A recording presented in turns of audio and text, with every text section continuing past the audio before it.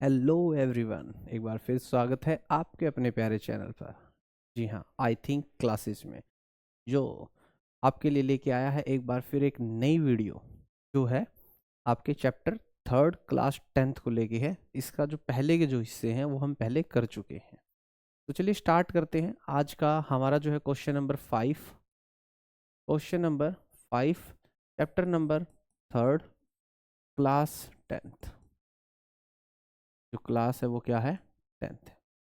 इसका ये जो चैप्टर नंबर थर्ड है ये बहुत ही अच्छे जो मार्क्स हैं वो आपको देके भी जा सकता है और आपके बहुत अच्छे मार्क्स लेके भी जा सकता है। ओके, तो चलिए देखते हैं, इस चीज़ को स्टार्ट करते हैं। पहला जो क्वेश्चन है उसको पढ़ते हैं। Half the parameter of a rectangle garden. उन्होंने बोला half the parameter of a rectangle garden. It means हमें जो है पैरीमीटर की जिक्र किया गया है, तो पैरामीटर पैरामीटर ऑफ रेक्टेंगल जैसा दिया गया है ना, सबसे पहले वो लिखे 2 ब्रैकेट L+B। क्योंकि कंपिटेंसी बेस्ड क्वेश्चंस इसके अकॉर्डिंग यही बनते हैं आपके, कि आप हर एक छोटे से छोटे जो स्टेप है, छोटा से छोटा जो वर्ड है उसके ऊपर फोकस करें। ओके, तो चलिए देखिएगा। इसने बोला कि half the parameter of rectangular garden. सबसे पहले हमने लिखा parameter of rectangle.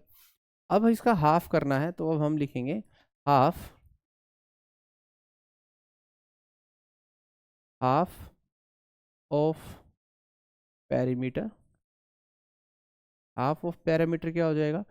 2 bracket L+B और डिवाइड बाय कितना आ जाएगा? 2 आ जाएगा।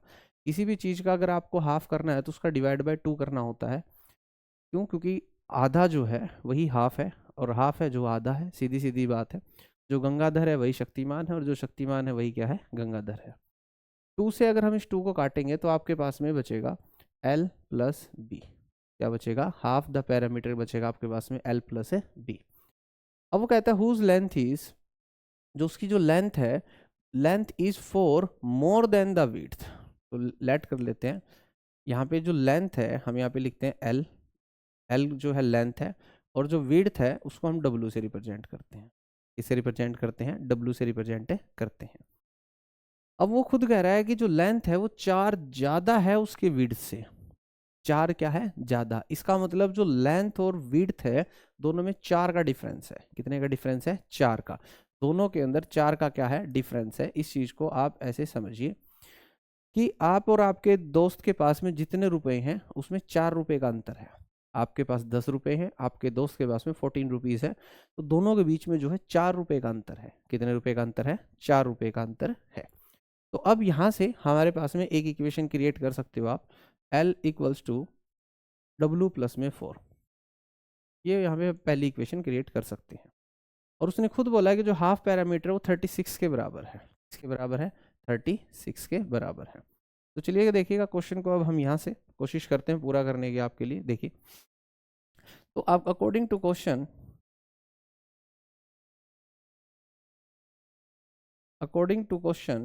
आपका क्या बनता है? अकॉर्डिंग टू क्वेश्चन ये बनता है L+B जो है वो 36 के बराबर है, क्योंकि उसने हाफ दे रखा है। क्या दे रखा है? हाफ द पैरामीटर दे रखा है। क्या दे रखा है? हाफ द पैरामीटर दे रखा है। तो अब आप यहाँ से ये वाली जो L की वैल्यू है यहाँ इसके अंदर पुट कर दीजिएगा। इसके अंदर जो पुट करेंगे आप, तो L की जगह आप लिख सकते हैं, ये जो W है ये जो है ब्रेड्थ की तरह के इस काम करेगा। तो आप इसको ये भी लिख सकते हैं B+4। विड्थ और ब्रेड्थ जो है वो दोनों बातें क्या होती हैं? सेम होती हैं। तो आपका ये आएगा B+4 + B कितना आएगा? 36। B और B जब दोनों को ऐड करेंगे तो आपका बनेगा 2B। 1 Apple plus 2 another Apple 2 Apple same 1B+1B 2B +4 = 36। 2B = 36 - 4 and 2B = 36 में से 4 जाएगा तो आपका बचेगा 32। और जो B की वैल्यू आएगी वो आएगी 32 डिवाइड बाय में 2, और हम काटेंगे तो कितना आएगा? 16 आएगा। जो आपकी जो ब्रेड्थ है वो कितनी आ गई? 16 मीटर सेंटीमीटर, जैसा भी आप लोगों को गिवन है तो आप यहाँ पे लिख सकते हैं। 16 मीटर आ गया आपका। कितना आ गया? 16 metre. Just follow the simple steps according to the statement and you get your answer very quickly. तो आपने देखा कि जो b की वैल्यू है 16 आ गई, तो हम इसके अंदर वैल्यू पुट करके l की निकाल सकते हैं। तो जो l है हमारा वो था b प्लस 4, तो यहाँ पर b की वैल्यू आ जाएगी 16 प्लस 4, तो l की वैल्यू आ जाएगी 20। कितनी आ जाएगी? 20। कितनी आ जाएगी? 20।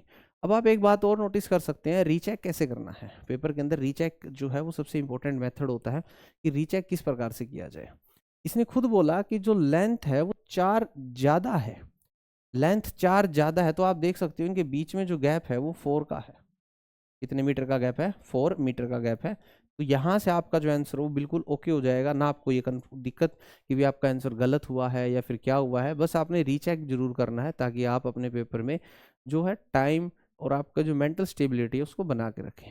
पेपर में सबसे इंपॉर्टेंट चीज़ ही है आपका मेंटल स्टेबिलिटी ही है, याद रखिएगा। अगर एक क्वेश्चन गलत हो जाता है उसके बाद में अगर आप सोचते हैं कि ओ माय गॉड ये तो गलत हो गया, और फिर आप उसके चक्कर में बहुत सारा पेपर अपना गलत कर देते हैं। अभी अगर हाफ ईयरली, बहुत सारे बच्चों के हाफ ईयरली हुए हैं, तो आप हाफ ईयरली के दौरान उनसे पूछेंगे जिनके जो अच्छे हैं पढ़ने में और उनका जो स्कोर है वो नहीं आ पाया, तो आप उनसे जानेंगे तो आप पाएंगे कि उन बच्चों ने क्या गलतियाँ की। सबसे पहली गलती ये कि MCQ में एक एक घंटा टाइम लगाया। आप सोच के देखिएगा इस बात को, 20 मार्क्स के लिए 1 आवर और अनदर 60 मार्क्स के लिए आपने कितना लगाया? 2 घंटे लगाए। तो ऐसा नहीं करना, आपको पेपर में टाइम मैनेजमेंट और माइंड मैनेजमेंट दोनों को ही लेके चलना है। नेक्स्ट क्वेश्चन की बातचीत करते हैं, क्वेश्चन नंबर 6 की बातचीत करते हैं। क्वेश्चन नंबर 6 हम कर रहे हैं एक्सरसाइज 3.1 का, हम कर रहे हैं क्लास 10th के लिए चल रहे हैं। तो अगर आप देखेंगे यहाँ पे आपको एक इक्वेशन दे रखी है 2x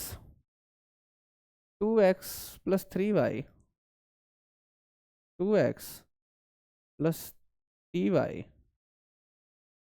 minus 8 is equal to 0। 2x plus 3y minus 8 is equal to 0।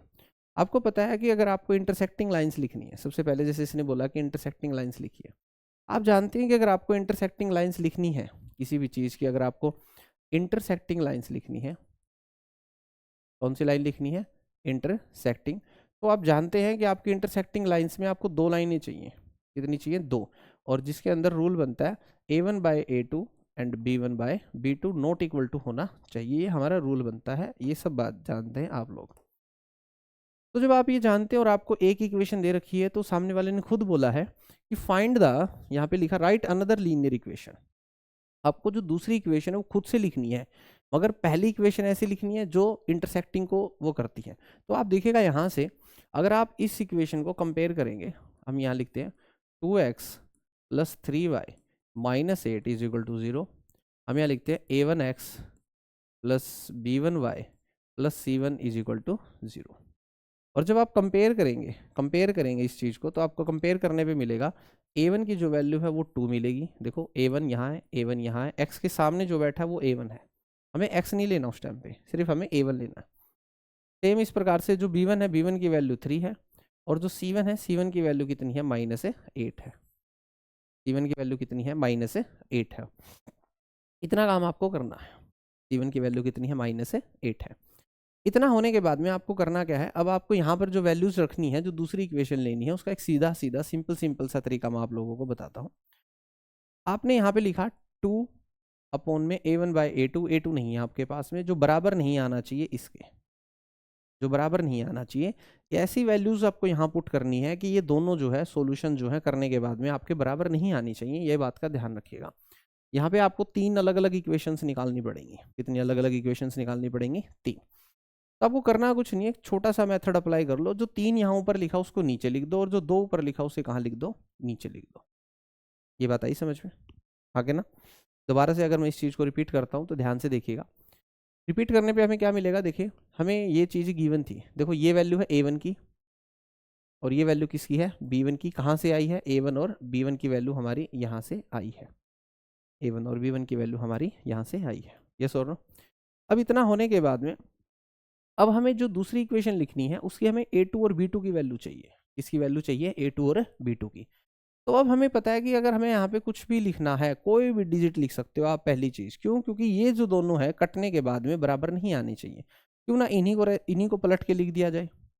इसका मतलब ये जो वैल्यू है ये बनेगी A2 की वैल्यू, और ये जो वैल्यू बनेगी वो किसकी वैल्यू बनेगी? B2 की वैल्यू बनेगी। इसकी वैल्यू बनेगी B2 की। अब आप इस चीज़ को थोड़ा सा अगर ध्यान से देखेंगे तो ये एक बात नोटिस कर पाएंगे आपकी, देखो 2/3 नॉट इक्वल टू 3/2, दोनों बातें बराबर नहीं है, दोनों बातें बराबर है नहीं है। तो अब आपको जब इक्वेशन क्रिएट करनी है तो आपकी इक्वेशन बनती है A2x B2y plus C2 is equal to 0। A2 की वैल्यू आपने कितनी ली 3x प्लस B2 की वैल्यू कितनी ली है 2y प्लस C2 की जगह पे कोई भी एक डिजिट लिख दीजिएगा, 8 लिख दो। ये हो गया आपकी इक्वेशन बन गई, क्रिएट हो गई, जो क्या हो गई आपकी एक अनदर इक्वेशन होगी फॉर द इंटरसेक्टिंग लाइंस। किसके लिए बन गई है? Intersecting lines. देखो जब भी आपको कोई दो इक्वेशंस लिखनी हो, इंटरसेक्टिंग लाइंस की दो लिखनी हो या एक इक्वेशन लिखनी हो, तो एक बात का आपको ध्यान रखना पड़ेगा हमेशा, और वो ध्यान यह होगा कि आपको क्या करना है, इस रूल को फॉलो करना है जो उसका रूल है। अगर आप उसके रूल को सेटिस्फाई करवा देते हैं तो उसकी जो इक्वेशंस है वो अपने आप क्रिएट हो जाएगी। अगर आप रूल को सेटिस्फाई नहीं करवा सकते हैं तो इट मीन्स आप जो है जो इक्वेशन है उसको सेटिस्फाई नहीं करवा सकते। ओके, तो इसी का जो सेकंड पार्ट है, अगर हम इसी इक्वेशन की बातचीत करते हैं, हमें इक्वेशन मिली है 2x प्लस 3y, इसी का सेकंड पार्ट है 2x plus 3y minus 8 is equal to 0। और अब आपको यहाँ पे एक अलग लाइन लिखनी है जो पैरेलल लाइन के लिए होगा। किसके लिए होगा? आपका पैरेलल लाइन के लिए होगा। तो जो पैरेलल लाइंस होती हैं, जो आपकी पैरेलल लाइंस होती हैं, उसका अगर आप रूल अगर आप थोड़ा बहुत रिकॉल करेंगे तो पैरेलल लाइंस कौन सी होती हैं? जो दिखने में इस प्रकार से होती हैं, जो कभी मीट नहीं करती और उनके बीच का जो डिस्टेंस है वो हमेशा क्या होता है? सेम। जो कभी भी कहीं नहीं मीट करती और उनके जो बीच का जो डिस्टेंस है वो क्या होता है? हमेशा सेम होता है, उन्हें पैरेलल लाइंस बोला जाता है। ठीक है, और इसका जो आपने जो रूल पढ़ा था वो आपने रूल पढ़ा था A1/A2 बराबर आएगा B1/B2 but not equal to आएगा C1/C2। आपने ये वाला रूल यहाँ पढ़ा था, अगर आप ध्यान से देखेंगे इस चीज़ को थोड़ा सा, तो अगर आप इस बात को नोटिस करेंगे तो यहाँ पर आपने इस चीज़ को, पिछली ये जो टेबल है इस टेबल से इंपॉर्टेंट चीज़ है, ये टेबल हमने जो पिछले उसमें की थी, तो इसलिए आपको एनसीईआरटी की टू द पॉइंट सारी चीज़ें पढ़नी चाहिए।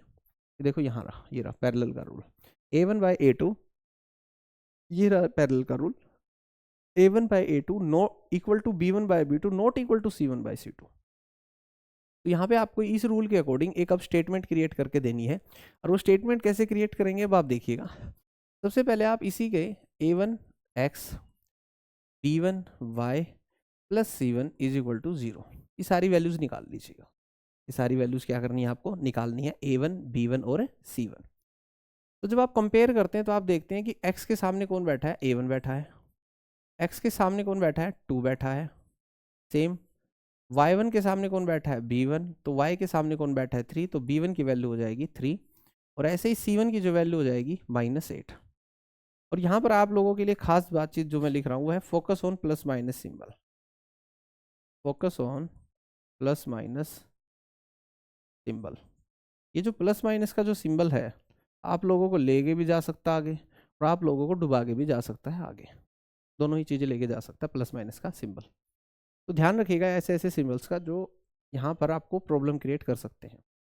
अब आप देखिएगा आपको इन तीन की हेल्प से ये वाली जो कंडीशन है आपकी, ये वाली जो कंडीशन है इसको सेटिस्फाई करवाना है। तो इसको कैसे सेटिस्फाई करवाते हैं देखिएगा। अगर हम यहाँ लिखते हैं A1 की वैल्यू पुट, सबसे पहले हम इसमें वैल्यूज पुट कर देते हैं, पुट वैल्यूज, हम इसमें वैल्यू पुट कर देते हैं 2 अपॉन में नहीं पता सर, बराबर B अपॉन में नहीं पता sir, not equal to 8 upon में नहीं पता सर। हमें नहीं पता, हमें जो वैल्यूज दी गई थी, हमें जो वैल्यूज दी गई थी हमने वो वैल्यूज पुट कर दी, A1 B1 और C1 की जो है वैल्यू पुट कर दी, और हमने जो है A2 B2 और जो C2 की जो वैल्यू है वो हमने एज इट इज की एज इट इज छोड़ दी है, एज इट इज की एज इट इज छोड़ दी है, हमने उसमें कोई बदलाव नहीं किया अभी तक, क्योंकि उसी की हमें क्या बनानी है? एक इक्वेशन क्रिएट करनी है। तो चलिए अब इसी बात को थोड़ा सा ऐसे देखते हैं। इसका मतलब ये जो पहले जो पेयर हैं, मतलब आप यहाँ समझिएगा 2 अपॉन में समथिंग और 3 अपॉन में समथिंग दोनों को काटने के बाद में सेम आना चाहिए। क्यों ना इसका डबल कर दिया जाए 4, 3 का डबल कर दिया जाए 6, कोई भी डिजिट लिख सकते हो आप, बट दोनों काटने के बाद में बराबर आने चाहिए। कैसे? देखो 2 1 जा 2, 2 2 जा 4, 3 1 जा 3, 3 2 जा 6, तो दोनों को काटने पे आपको क्या मिल रहा है? 1/2 और 1/2। तो इसका मतलब अब यहाँ से दोनों को रफ करके हम यहाँ पे लिख सकते हैं 4 और यहाँ पे क्या लिख सकते हैं 6। बट ये वाला बराबर नहीं आना चाहिए, तो आप ऐसा करो इसमें कोई भी एक डिजिट ठोक दो, साथ में 7 ठोक दो। क्या ठोक दो? 7। तो ज़्यादा बदलाव करने की जरूरत नहीं पड़ेगी आपको इस चीज़ के लिए। तो अब आप यहाँ देखेंगे इसकी हेल्प से जब आप इक्वेशन क्रिएट करेंगे a2x plus b2y plus c2 is equal to 0। तो जब आप ये क्रिएट करेंगे तो आप देखेंगे कि यहाँ पे a2 कौन था? ये वाला a2 था। ये कौन था? b2। और ये कौन था? c2। तो आप यहाँ लिखेंगे 4x plus 6y plus 7 is equal to 0। Is equal to 0, यहाँ -8 आएगा, सॉरी, इज इक्वल टू क्या आएगा? 0। तो यहाँ पर आप देख सकते हो कि ये जो इक्वेशन है कोई ज़रूरी नहीं इसका एक यूनिवर्सल आंसर होगा, ये एक ओपन क्वेश्चन है। यहाँ पे एक अलग अलग आंसर्स, हर एक इक्वेशन के अलग अलग आंसर्स आ सकते हैं, क्योंकि यहाँ पे हर बच्चा अपने तरीके से एक वर्क करेगा और वो जो इक्वेशन क्रिएट करेगा वो एक अलग अलग इक्वेशन ही होगी। क्योंकि यहाँ पे कोई बच्चा, यहाँ पे जो मैंने यहाँ पे 4 लिया है और 6 लिया है, क्या वो यहाँ पे इसका अभी मैंने ट्वाइस किया है, वो यहाँ पे अगर इसका थ्राइस करेगा तब भी आंसर आ सकता है, 4 टाइम्स करेगा, 5 टाइम्स करेगा तब भी आंसर आ सकता है। तो ये एक ओपन एंडेड क्वेश्चन है, इसका बहुत सारे आंसर हो सकते हैं। इसी का जो थर्ड पार्ट है 2x, इसी का जो थर्ड पार्ट है वो देखते हैं 2x प्लस 3y। इसी का जो थर्ड पार्ट है हमारा 2x plus 3y minus 8 is equal to 0। और अब आपको जो इसकी जो वैल्यू निकालनी है वो निकालनी, कोइंसिडेंट की वैल्यू निकालनी है। कोइंसिडेंट की जो है वैल्यू निकालनी है। कोइंसिडेंट का जो हमारा रूल होता था वो होता था a1 by a2 equal to b1 by b2 equal to c1 by c2। ये हमारा रूल होता था। इसका अगर आपने थोड़ा सा भी वीडियो को या फिर बुक को थोड़ा सा भी ध्यान से पढ़ा होगा तो आप देख पाएंगे कि ये हमारा एक सिंपल रूल था इसका लाइंस का। जो ये तीसरे नंबर की जो लाइन है उसका ये कोइंसिडेंट होता है और इसके ना इनफाइनाइट मैनी सॉल्यूशंस बनते थे। मतलब ये ना लाइंस जो है वो आपस में मिली होती थी आपस में, तो जहाँ जितनी बार लाइनें मिलेंगी उतनी बार उसके सॉल्यूशन होगा। तो ये इनफाइनाइट पॉइंट्स पे मिलती है तो इसके सॉल्यूशंस भी क्या होंगे? इनफाइनाइट मैनी सॉल्यूशंस होंगे। तो चलिए सबसे पहले हमारा जो काम है हम उसी इस रूल के अकॉर्डिंग अगर हम देखें यहाँ पे, तो हमने रूल के अकॉर्डिंग देखा तो हमें a1 b1 c1 a2 b2 c2 हमें 6 चीज़ें चाहिए। तो पहली इक्वेशन से निकाल लो a1x b1y plus c1 is equal to 0। तो जब आप कंपेयर करेंगे इन दोनों को, इन दोनों को और इन दोनों को, तो आप देखेंगे जो x की वैल्यू है, x नहीं निकालना, सॉरी, आपको निकालना a1। a1 की वैल्यू आएगी 2 क्योंकि x के सामने बैठा है a1, इधर x के सामने कौन बैठा है? 2। सेम ऐसे ही जो b1 की वैल्यू कौन आएगी? 3। और जो c1 की वैल्यू है वो कितनी आएगी? -8 आएगी। और जो c1 की वैल्यू है वो कितनी आएगी? -8 आएगी। ये जो तीन चीज़ें हैं a1 b1 और c1 ये हम निकाल दी है। अब हमें जो है वो जो कंडीशन है उसको सेटिस्फाई करना है। कंडीशन है उसको क्या करना है? सेटिस्फाई। तो अगर हम इसकी कंडीशन को सेटिस्फाई करना चाहते हैं तो ये वैल्यू जो है हम इसके अंदर पुट करनी होंगी। तो चलिए अगर आप वैल्यूज पुट करते हैं तो a1 की जगह आपने लिखा 2 और a2 की वैल्यू नहीं है, a2 का एज इट इज़ लिखा बराबर, b1 की वैल्यू है 3, b2 नहीं दे रखा एज इट इज़, c1 की वैल्यू दे रखी है -8 और ये अपोन में आ गया c2। ये लो, ये तीन चीज़ें आ गई हैं सारी की सारी। ये तीन चीज़ें हमने वैल्यू, जो हमारे पास वैल्यूज़ थी वो हमने पुट कर दी है। और हमें जो है एक इक्वेशन क्रिएट करनी है, उस इक्वेशन को हमने क्या नाम दे रखा है? a2x b2y plus c2 is equal to 0। हमें ये वाली इक्वेशन क्रिएट करनी है। इसके लिए हमें जो वैल्यू चाहिए वो चाहिए a2 की वैल्यू चाहिए, b2 की वैल्यू चाहिए और किसकी वैल्यू चाहिए? c2 की वैल्यू चाहिए। अब आप देखो इसके अंदर ज़्यादा कोई खासा बदलाव नहीं करना है। ऐसी इक्वेशन जिसके अंदर कोइंसिडेंट के अंदर आपको क्या निकालनी होती है? वैल्यू निकालनी होती है, तो ज़्यादा बदलाव की जरूरत नहीं होती है आपको। आपको करना क्या है? बस इसका डबल कर दो, हर एक का क्या कर दो? डबल। 2 का डबल 4, 3 का डबल 6, 8 का डबल, 8 का डबल कितना हो जाएगा आपका? -16, क्योंकि -8 है तो वहाँ पे माइनस दोनों साइड लगा दो आप, ठीक है। अब आप इन सबको अगर कट करके देखते हैं तो क्या बराबर आती हैं चीज़ें? 2 1 जा 2, 2 2 जा 4, वी गेट 1/2। 3 1 जा 3, 3 2 जा 6, तो ये आपका आ जाएगा 1/2। माइनस से माइनस कैंसिल, 8 1 जा 1, 8 2 जा 16 एंड वी गॉट 1/2। तो आपने देखा कि इस डबल करने से, ये भी एक ओपन एंडेड क्वेश्चन है, हर बच्चे का अपना एक आंसर होगा इसके अंदर भी। तो आपने देखा कि यहाँ पे डबल करने से जो है हमारा जो प्रोपोर्शन है वो सबका क्या आ रहा है? सेम आ रहा है। तो इसका मतलब जो नीचे वैल्यूज लिखी हुई थी पहले जो वैल्यू लिखी हुई थी येलो कलर से, वो हमारा A2 B2 और C2 होगा। क्या होगा? A2 B2 और C2। तो A2 की जगह पे हमने लिखा 4x, B2 की जगह पे हमने लिखा 6y, और C2 की जगह पे हमने लिखा -16 इज इक्वल टू 0। इसको अरेंज कर देते हैं, 4x plus 6y minus 16 is equal to 0, और ये आ गई हमारी थर्ड इक्वेशन आल्सो। तो देखो इस प्रकार के जो क्वेश्चंस होते हैं वो होते हैं थोड़े से लेंथी क्वेश्चंस होते हैं, जिसके अंदर आपको थोड़ा सा क्रिटिकल थिंकिंग का जो है यूज़ करना पड़ता है। आपको सोचना पड़ता है कि इसमें कौन सा रूल लगेगा, किस प्रकार से रूल लगेगा। तो ऐसी चीज़ों के लिए आपको क्या करना है, सोचना पड़ता है थोड़ा सा, और कुछ नहीं है। बातचीत करते हैं हमारे लास्ट क्वेश्चन की। इसी का हमारा देखते हैं कि और कितने क्वेश्चन हमारे पहली एक्सरसाइज में रह गए हैं। आपको लगातार पढ़ते रहना होगा, रिवीजन करते रहना होगा, तभी जाके आप इस चीज़ को कर सकते हैं। देखो जो क्वेश्चन नंबर 7 है वो एक इम्पोर्टेंट क्वेश्चन है। ऐसा नहीं है कि वो ग्राफ का क्वेश्चन है इसलिए इम्पोर्टेंट नहीं, उसमें एक बहुत सही सी चीज़ लिखी हुई है लास्ट के अंदर, draw the graph of the equation. उसने हमें 2 इक्वेशन दे रखी है। सबसे पहले हम इसको लिख लेते हैं, देखिएगा हम यहाँ पे लिख लेते हैं इस क्वेश्चन को। हमें पहली इक्वेशन दे रखी है x minus y plus 1 is equal to 0। ये पहली इक्वेशन दे रखी है। और एक इक्वेशन और आपको दे रखी है जिसका नाम है 3x प्लस 2y माइनस 12 और इज इक्वल टू 0। हमें 2 इक्वेशन दे रखी है और उसने कहा है कि डिटरमाइन द कोऑर्डिनेट्स, उसके कोऑर्डिनेट्स फाइंड आउट करो, मतलब ग्राफ बनाओ आप इसका, of the vertices of A triangle, और जो ट्रायंगल बन रही है, एंड द एक्स एक्सिस के साथ जो ट्रायंगल बन रही है, और जो उसका जो शेडेड रीजन है तो वो निकालो। उसने बोला triangle formed by these lines and the x axis and shade the triangular region. Shade भी करना है आपको उस ट्रायंगुलर रीजन को। तो देखो आपको ऐसे केसेस के अंदर ज़्यादा कोई इधर टेढ़ा मेढ़ा काम नहीं करना। सबसे पहले हम यहाँ लिख लेते हैं बनाना क्या है। सबसे पहले हमें एक ट्रायंगल बनानी है। किसके साथ बनानी है? विद एक्स एक्सिस बनानी है, विद एक्स एक्सिस बनानी है। थर्ड नंबर के ऊपर उसको क्या करना है? शेड भी करना है। क्या करना है? शेड। तो हमें पता है कि अगर ऐसा क्वेश्चन कंप्लीट करना है तो सबसे पहले हमें उसके क्या निकालने पड़ेंगे? कोऑर्डिनेट्स निकालने पड़ेंगे। और कोऑर्डिनेट्स निकालने के लिए हमारे पास तरीका क्या है? हम उसका बनाते हैं बॉक्स। क्या बनाते हैं मेरे बच्चे? बॉक्स बनाते हैं। और जब हम इसका बॉक्स बनाते हैं तो हम उसके अंदर वैल्यूज़ पुट करके वैल्यूज़ फाइंड आउट करते हैं। हम दोनों का बॉक्स बना लेते हैं सबसे पहले, और फिर हम इसके अंदर वैल्यूज़ जो हैं पुट करके इसकी वैल्यूज़ निकालेंगे। ये है x और ये क्या है? y। अब आप देखिएगा, जब आप पहले भी इसका जो ग्राफ वाला जो पोर्शन है वो कर चुके हैं, अगर आप इसको बड़े ध्यान से देखेंगे तो आप एक चीज़ नोटिस करेंगे। आप यहाँ पर क्या करो, सिर्फ और सिर्फ वैल्यूज़ पुट कर दो। जैसे x की जगह पे 0 पुट कर दो। 0 एक ईजी वे है आपकी। अगर मान लो आपकी ये इक्वेशन है x minus 1 plus 1 is equal to 0, x की जगह आप 0 पुट करते हैं तो minus y plus 1 is equal to 0। तो यहाँ पे x की जगह 0 पुट किया, बाकी हमने कोई छेड़खानी नहीं करी।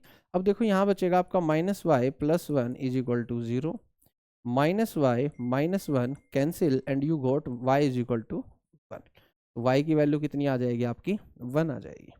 y की वैल्यू कितनी आ जाएगी? 1 यहाँ पर जो है वैल्यू आ जाएगी।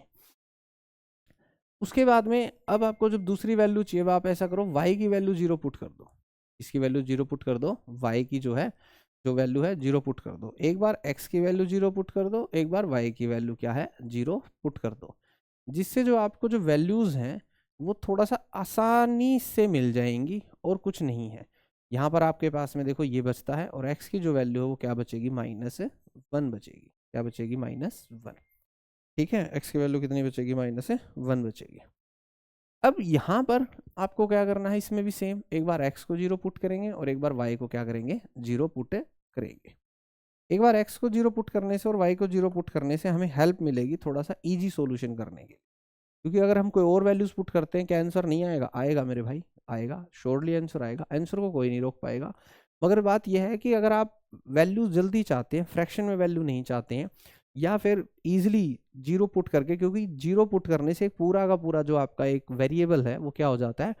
एलिमिनेट हो जाता है। क्या हो जाता है? एलिमिनेट हो जाता है। तो अब आप यहाँ देखेंगे जब 0 पुट करेंगे तो पहला केस है 3x plus 2y minus 12 is equal to 0। X की जगह आप 0 पुट करते हैं तो सारा कुछ क्या हो जाएगा? 0। 2y minus 12 is equal to 0। ये हो गया सारा का सारा। फिर आपके पास बचेगा 2y minus 12 is equal to 0। अब जो वेरिएबल्स अलग और उधर जाएंगे तो जो नेगेटिव है वो उधर जाके क्या हो जाएगा, पॉजिटिव, और मल्टीप्लाई वाली चीज़ें हो जाती हैं डिवाइड, और you got y is equal to 6। आपको y की वैल्यू जो है वो कितनी मिल चुकी है, 6 मिल चुकी है। कितनी मिल चुकी है, 6। अब आप यहाँ देखेंगे, अगर आप यहाँ पे दूसरा जो पार्ट है उसके अंदर y की वैल्यू को 0 पुट करना चाहते हैं, y की वैल्यू को क्या पुट करना चाहते हैं, 0 पुट करना चाहते हैं, तो 3x प्लस 0 के साथ मल्टीप्लाई करने पे सारा कुछ जो है वो 0 में कन्वर्ट हो जाएगा। 3x minus 12 is equal to 0 and 3x is equal to 12, और x इज इक्वल टू 12 जो मल्टीप्लाई में वो डिवाइड में आके आपको x की जो वैल्यू है वो कितनी देगा, 4 देगा। कितनी देगा, 4। देखो सबसे पहला जो बेसिक पार्ट था, जो पेपर में जब आप स्टेप मार्किंग देखेंगे, अगर आप पेपर जब कभी कभी आपको आंसर की देखने का मौका मिलेगा, तो आप देखेंगे जो स्टेप मार्किंग में इसका आधा अलग से नंबर मिलेगा और इसका एक अलग से नंबर मिलेगा। हर एक चीज़ का आपको स्टेप मार्किंग के दौरान नंबर दिया जाता है। ऐसा नहीं होगा कि जैसा आपने गलत किया कंप्लीट और वो काटा मार दिया जाएगा, ऐसा कुछ भी नहीं होगा। तो चलिए अब इसका बनाएंगे, हम लोग बनाएंगे ग्राफ। तो अब हमारा इसका जो काम है, इसका कोई खासा काम रहा नहीं हमारा, तो चलिए अब हम इसका बनाते हैं ग्राफ। ग्राफ स्टार्ट करते हैं। ग्राफ सबसे इम्पोर्टेंट पार्ट है, याद रहे। कुछ बच्चे क्या करते हैं, पेन पेंसिल स्केल बिना के ही ऐसे ही कोई भी एक ग्राफ क्रिएट जो है वो करके छोड़ देते हैं, और फिर वहाँ से क्या है, प्रॉब्लम्स शुरू होती है। क्यों? क्योंकि बच्चे सोचते हैं कि जो टीचर है उसे सब कुछ आता है और वो अपने आप चेक कर लेगा, अपने आप बना लेगा, अपने आप सारी चीज़ें क्रिएट कर लेगा। ऐसा कभी भी ना करें, ये आपसे हम्बल रिक्वेस्ट है, क्योंकि आपका पेपर ही टीचर की साइकोलॉजी को सेट करता है। अगर आपका पेपर भद्दा भद्दा सा है, बेकार सा आपने क्रिएट कर रखा है, तो वो कभी भी आपके पेपर में इंटरेस्टेड नहीं रहेगा। तो चलिए स्टार्ट करते हैं, हम इसका ग्राफ क्रिएट करते हैं। सबसे पहले हम देखते हैं माइनस में भी वैल्यूज़ है, एक्स की जो वैल्यू है माइनस में भी है। तो सबसे पहले हम एक एक्स एक्सिस क्रिएट करते हैं और उसके ऊपर जो पॉइंट्स हैं वो प्लॉट करते हैं। ये हो गया हमारा पहला 0, ये हो गया 1, ये हो गया 2, 3, 4, 5, 6, 7, 8, 9 और 10। ये वाला हमने यहाँ पे ले लिया। और एक दो पॉइंट्स जो हैं अब हम क्या बनाएंगे, नेगेटिव में भी बनाएंगे। इसमें बनाएंगे, नेगेटिव में भी बनाएंगे, क्योंकि नेगेटिव में हमारा एक पॉइंट आया हुआ है, तो अब हमें जो है एक पॉइंट की जो ज़रूरत है वो नेगेटिव में ज़रूरत पड़ रही है। तो एक पॉइंट हमने यहाँ पे बना लिया है, कुछ एक पॉइंट जो है वो हमने यहाँ पे इसको 0 कंसिडर किया है और ये हमने बना लिया है। ये हो जाएगा हमारा -1, -2 और -3। ये हमारा -1 है। ये 1, 2, 3, 4, 5, 6, 7, 8, 9 और 10, और इसका नाम हम लोग रखते हैं एक्स एक्सिस। क्या नाम रखते हैं इसका, एक्स एक्सिस नाम रखते हैं। अब बारी है हमारी वाई एक्सिस की। अब चलिए वाई एक्सिस के ऊपर बातचीत करते हैं। अगर हम वाई एक्सिस को अगर हम यहाँ पे ड्रॉ करना चाहते हैं, तो सबसे पहले हम इस तरीके से इसको ड्रॉ करेंगे वाई एक्सिस को।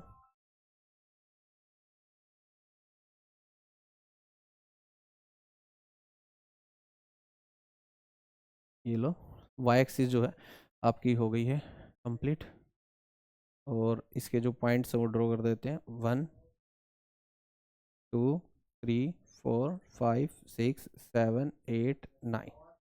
ठीक है, 1, 2, 3, 4, 5, 6, 7, 8 और 9। इतने पॉइंट्स इनफ है, क्योंकि इतना ज़्यादा दूर है नहीं हमारा। तो अब हम एक बार इसको हटा देते हैं। ये हो जाएगा हमारा 1, 2, 3, 4, 5, 6, 7, 8 और 9।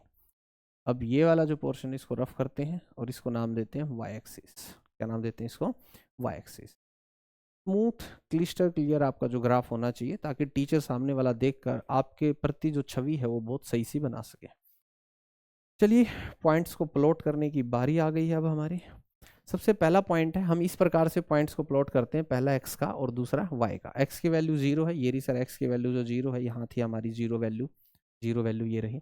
वाई की वैल्यू 1 है, ये रही वाई की वैल्यू कितनी है, 1 है, ये रही वाई की वैल्यू 1 है। ठीक है, उसके बाद में एक्स की वैल्यू -1 है, एक्स की वैल्यू -1 है, ये रहा। ये हमारे दो पॉइंट जो हैं, देखो आपको जो दो पॉइंट है वो दोनों यहीं मिल गए हैं। ये एक्स की वैल्यू 1, 0 और 1, और 0 और -1। अब इससे आपको क्या करना है, इससे आपको क्या करना है, ग्राफ ड्रॉ करना है।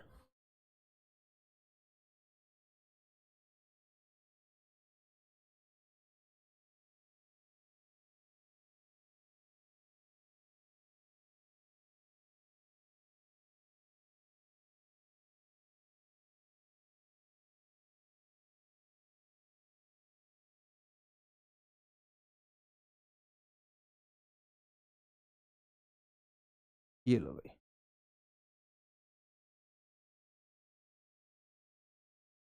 डन। ठीक है, अब उसके बाद में हम दूसरे पार्ट को देखेंगे। इस दूसरी लाइन को हम दूसरे उससे रिप्रेजेंट कर देते हैं, ये वाइट से रिप्रेजेंट कर लेते हैं। देखो इसके जो पॉइंट्स है, सबसे पहला जो पॉइंट है वो 0,6, तो 0 पॉइंट तो हमारा एक्स एक्सिस का ये रहा, और वाई का जो 6 है वो हमारा ये रहा। एक्स की वैल्यू 4, एक्स की वैल्यू 4 और ये रही। अब आप इसको भी क्या करेंगे, ड्रॉ करेंगे।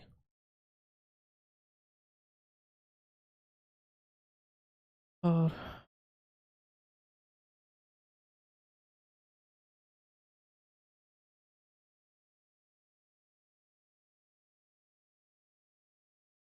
एग्जैक्ट जो लाइन है वो मीट करना बड़ा ज़रूरी है। अगर आप थोड़ी बहुत भी गलतियां करते हैं तो जिसकी वजह से आपका जो क्वेश्चन है वो गलत हो सकता है। ये देखिएगा, ये हमारा बन गया है। अब अगर आप देखेंगे तो ये हमारी ये वाली सेकंड वाली लाइन है, और ये हमारी पहली वाली लाइन है, फर्स्ट लाइन है, ये हमारी फर्स्ट लाइन है, और वो हमारी सेकंड लाइन है। ठीक है, अब हमें करना क्या था, अब हम उस चीज़ के ऊपर बड़ा ध्यान देंगे। हमें करना क्या था, सबसे पहले ट्रायंगल बननी चाहिए थी। देखो क्या आपकी ट्रायंगल बन रही है, हाँ सर ट्रायंगल बन रही है। दूसरे नंबर पे विद एक्स एक्सिस चाहिए था, एक्स एक्सिस ये वाली एक्स एक्सिस है तो इसके साथ बन रही है, एक्स एक्सिस के साथ। और तीसरे नंबर पे था हमारा शेड करना, क्या था हमारा, शेड करना। तो इसको आप लोग शेड करेंगे, इसको आप क्या करेंगे, शेड करेंगे। और जब आप शेड करेंगे तो आप इसको क्या है, इस प्रकार से शेड कंप्लीट करेंगे जो ट्रायंगल की फॉर्म में है।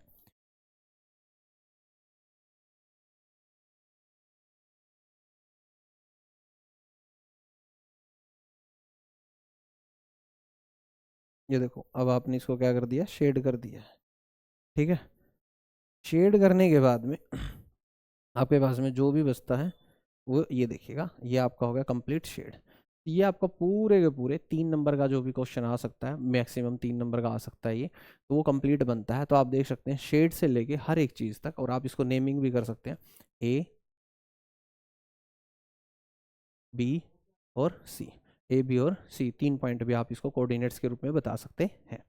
तो आप देख सकते हो कि ये वाली जो चीज़ है, इसके अंदर अब हमने क्या क्या पढ़ा, थोड़ा सा रिकॉल कर लेते हैं। देखो इससे पहले हमने इसके क्या पढ़े, यहाँ पे कोइंसिडेंट का पेयर पढ़ा, इस प्रकार से कोइंसिडेंट बनानी, पैरेलल बनानी है, इंटरसेक्टिंग बनानी है। और उससे पहले हमने ये वाला क्वेश्चन पढ़ा, पैरामीटर वाला क्वेश्चन पढ़ा। तो ये थी हमारी एक्सरसाइज 3.1। अगर आप चैनल पर नए हैं तो लाइक शेयर और सब्सक्राइब बनता है। और एक खास बात, धन्यवाद।